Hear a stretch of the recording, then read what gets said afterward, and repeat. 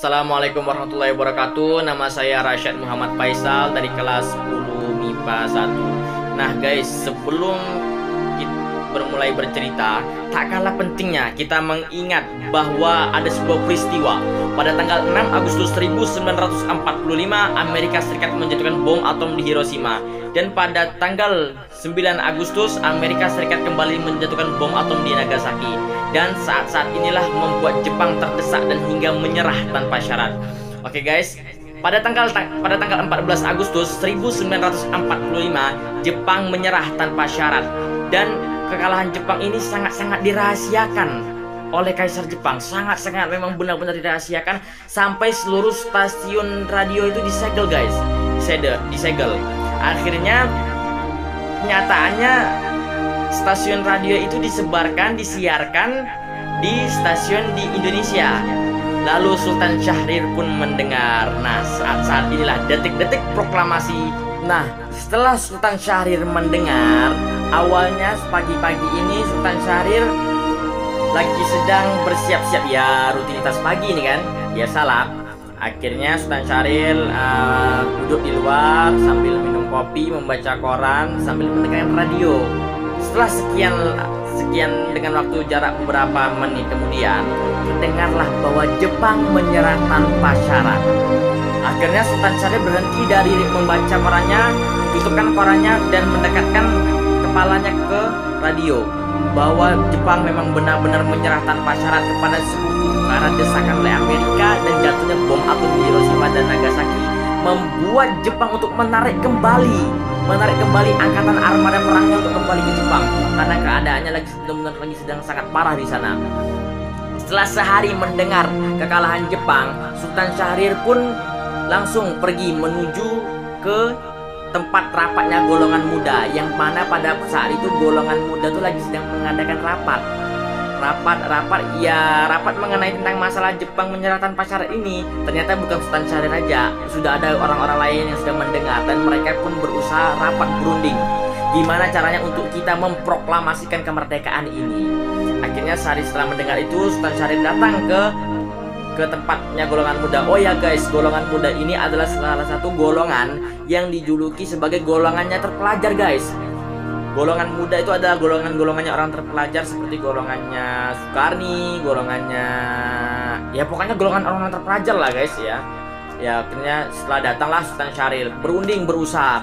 Hai saudara-saudara semua, kata Sultan Syahrir, saya telah mendengar bahwasannya Jepang menyerah tanpa syarat tadi pagi di radio TV internasional di Bandung.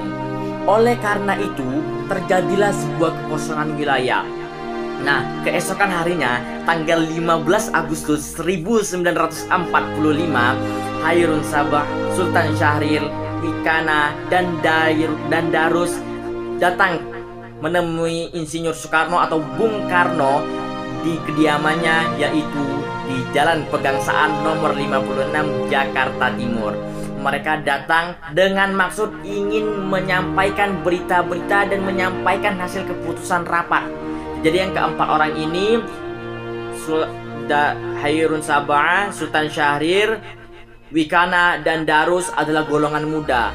Jadi mereka berempat ini adalah golongan muda dengan maksud menjumpai Soekarno untuk menyampaikan hasil rapat mereka yang semalam itu, yang semalam sudah sepakati bagaimana cara kita memproklamasikannya itu tujuan mereka. Akhirnya datang mereka menemui Insinyur Soekarno, atau lebih diakrab dipanggil Bung Karno. Setelah datang, jawab dengan salah seorang istri Insinyur Soekarno. Dia adalah Ibu Fatmawati, penjahit bendera merah putih. Setelah dibuka, lalu Ibu Fatmawati berkata, "Ya, ada apa ya?"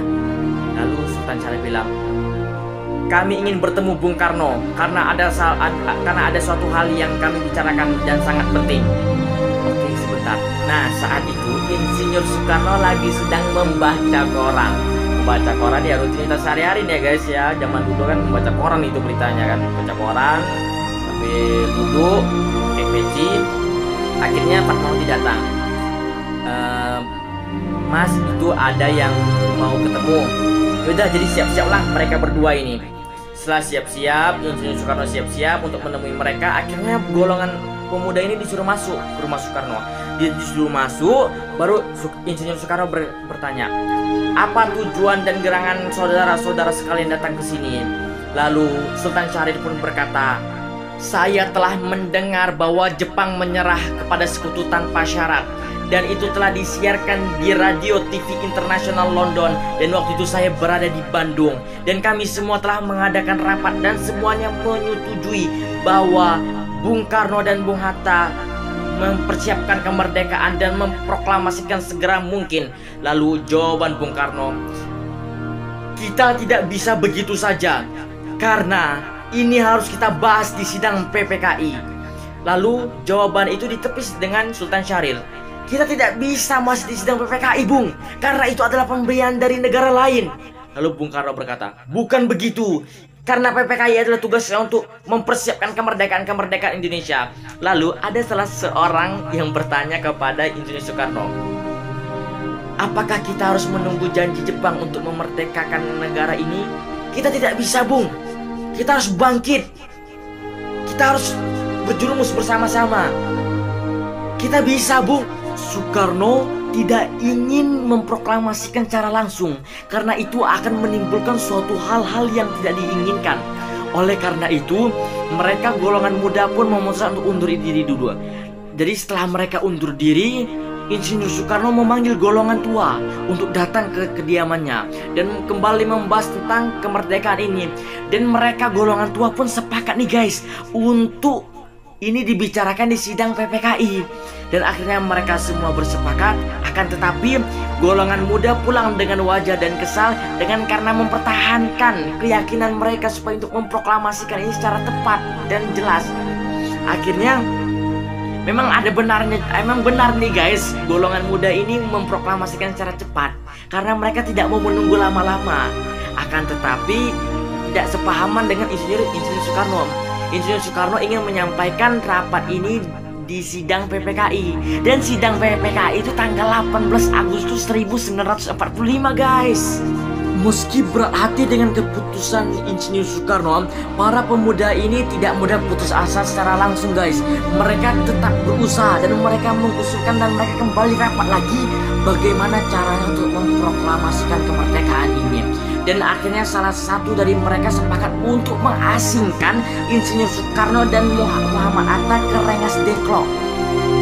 Nah, jadi mereka itu rapat. Ada salah satu yang bilang, bagaimana kalau kita mengasingkan saja Insinyur Soekarno dan Muhammad Hatta di Rengas Dengklok? Dan pada saat itu, tepatnya di Karawang, dan di situ adalah markas peta pembela tanah air. Dan waktu itu lagi sedang dikepalai oleh Sudarto Subeno, pemimpin dari peta. Akhirnya para pemuda tersebut menyetujui idenya dari Bung Darus ini. Dan malam hari Insinyur Soekarno dan Muhammad Hatta dibawa oleh pemuda menuju Rengas Dengklok dengan tujuan untuk mengasingkan Insinyur Soekarno dan Muhammad Hatta dari pengaruh Jepang nih guys. Dan mereka tuh mengasingkan, dan para pemuda tersebut berangkat dari arah kediaman Soekarno menuju ke Rengas Dengklok. Dan tidak sendirian guys, mereka dikawal dengan pasukan peta atau pembela tanah air dan di bawah pimpinan Darus. Rombongan Soekarno dan Muhammad Hatta telah sampai di Rengas Dengklok dengan selamat. Dan tanggal 16 Agustus 1945 mereka, Bung Karno dan Bung Hatta beserta golongan muda seharian penuh di sana di Rengas Dengklok. Dan mereka mencoba untuk memaksakan Insinyur Soekarno untuk memproklamasikan kemerdekaan ini. Mereka sempat terjadi perdebatan juga, sehingga akhirnya Bung Karno menyetujui golongan muda sehingga proklamasi pun diadakan pada tanggal 17 Agustus 1945. Pada pukul 17.30 sore, rombongan dari Jakarta yang dikenal peta menjemput Insinyur Soekarno dan Muhammad Hatta di Rengas Dengklok dengan keadaan selamat. Setelah selesai perundingan di Rengas Dengklok, anggota golongan muda dan anggota golongan tua dipanggil lagi ke Jakarta untuk membahas tentang perencanaan kemerdekaan 17 Agustus 1945 guys. Bayangin, besok merdeka, hari ini mereka bersiap-siap. Nah, pada saat malam-malamnya nih guys, mereka golongan tua dan golongan muda datang ke rumah Laksamana Maida, yaitu armada angkatan laut pasukan Jepang.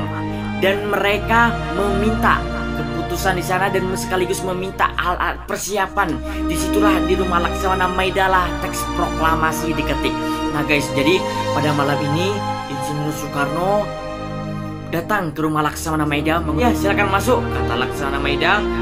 Akhirnya setelah masuk, mereka dikumpulkan di suatu ruang tamu dengan Laksamana Maida, dan Laksamana Maida mempersilakan mereka duduk. Ayo silakan duduk. Nah, di rumah Laksamana Maida inilah teks proklamasi dibuat, dan di saat itulah mereka berpikir membuat teks proklamasi ini bersama Insinyur Soekarno, Muhammad Hatta, golongan muda maupun tua bersama Laksamana Maida itu juga guys. Akhirnya salah seorang golongan tua meminta kertas dan pulpen kepada Laksamana Maida. Akhirnya dikasihlah sebuah pulpen dan kertas, dan di saat itulah teks-teks proklamasi direncanakan, dipikirkan. Dan setelah teks proklamasi dibuat, setelah selesai bingung mau tanda tangan yang mana. Sementara bingung ini banyak orang. Jadi Sultan Syahrir mengatakan sebaiknya Bung jangan PPKI yang menandatangani ini, karena PPKI adalah sebagian dari anggota Jepang. Lalu Sukani berkata, sebaiknya Bung, apakah kita tidak menandatangani teks ini yang secara bersama-sama, dan pada saat ini hanya adalah orang-orang ini seperti sebagaimana teks deklarasi Amerika yang ditandatangani secara bersama-sama. Lalu apa kata Muhammad Hatta? Tidak mungkin, kita tidak boleh meniru negara-negara lain. Akhirnya Sukani pun berkata sekali lagi, bagaimana kalau Bung Karno dan Bung Hatta saja yang menandatangani ini? Lalu Insinyur Soekarno setuju, dan Insinyur Soekarno menambahkan, dan ini juga atas nama bangsa Indonesia. Nah, jadi setelah sudah diketik ini guys, mulailah salah seorang rombongan Soekarno meminjam mesin tik. Ya dulu mesin tik itu kan belum ada komputer nih guys, belum ada HP, belum ada, jadi alat-alatnya manual ya, alat jadul ya, maklumi lah guys, kan zaman dulu. Ya jadi lanjut di rumah Laksamana Maida ini dia meminjam mesin tik ya. Setelah teks proklamasi selesai diketik, barulah ditandatangani dengan Insinyur Soekarno dan Muhammad Hatta. Dan setelah itu, setelah mengetik, akhirnya mereka pulang nih, golongan tua, golongan muda beserta rombongan Insinyur Soekarno pulang ke rumah masing-masing. Ya karena mau istirahat guys, bayangin guys, besok udah merdeka, besok upacara. Jadi malam ini mereka harus bersiapkan. Akhirnya Soekarno pulang, membuka pintu, terbiang bahwa Soekarno besok akan mengadakan upacara.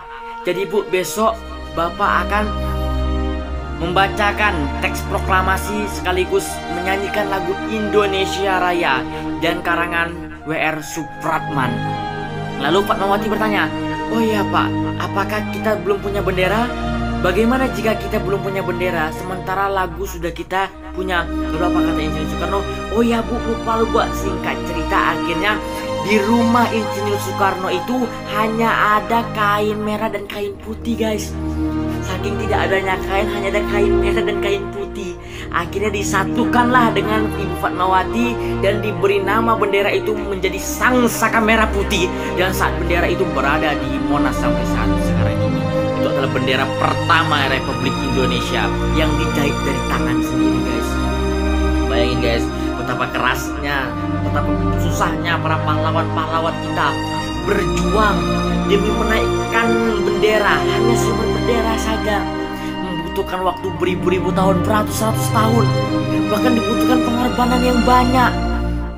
Setelah keesokan harinya guys, inilah saat yang kita nanti 17 Agustus 1945, dan pembacaan teks proklamasi itu di jam 11.30 di halaman rumah Insinyur Soekarno guys, di halaman rumah dia. Dan ini menjadi momentum bagi kita semua. Lika-liku permasalahan berujung dengan baik. Perbedaan pendapat menjadi menyatu sebagai kekuatan bangsa Indonesia. Oleh karena itu, kita sebagai generasi bangsa, penerus para pahlawan, haruslah hendak berprestasi, bukan malah menodainya.